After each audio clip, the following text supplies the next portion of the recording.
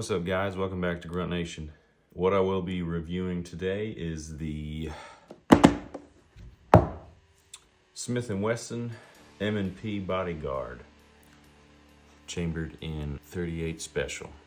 As you guys know, Smith & Wesson has been around for many years, and they've been known for their guns to be reliable, accurate, and very well made. A little bit about this one. It is a 5-shot, so that's all right. Not your usual 6. A little on the smaller side.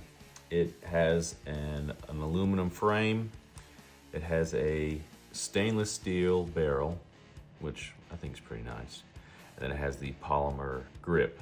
Another thing about this, it is a double action only, which means this is designed for the trigger pull to both cock and release the hammer, because there is no hammer.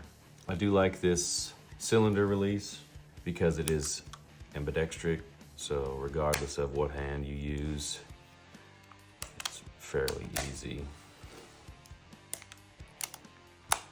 This seems to be a pretty well-made pistol. I do like revolvers for the simple fact of their reliability and kind of the overall look that they have.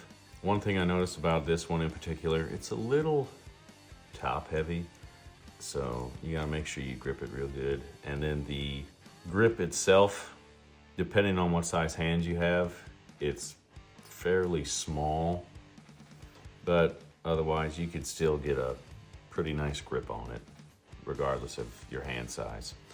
This has a 6.6 length. It weighs about 14 ounces, so not too bad, although just whenever you're holding it, it's just a little awkward. But if you got smaller hands, it'll be a little easier.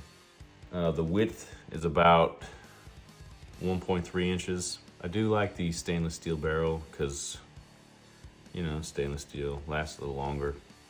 The trigger pull, it's a little rough on the trigger pull, as to be expected without the hammer. But that's good. It's kind of its own little safety because there is no safety. You got to put a lot of tension on it to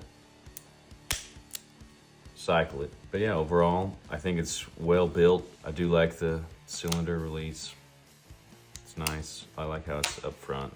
Some revolvers are on the side or whatever, but yeah, I like how it's up front and easy to get to.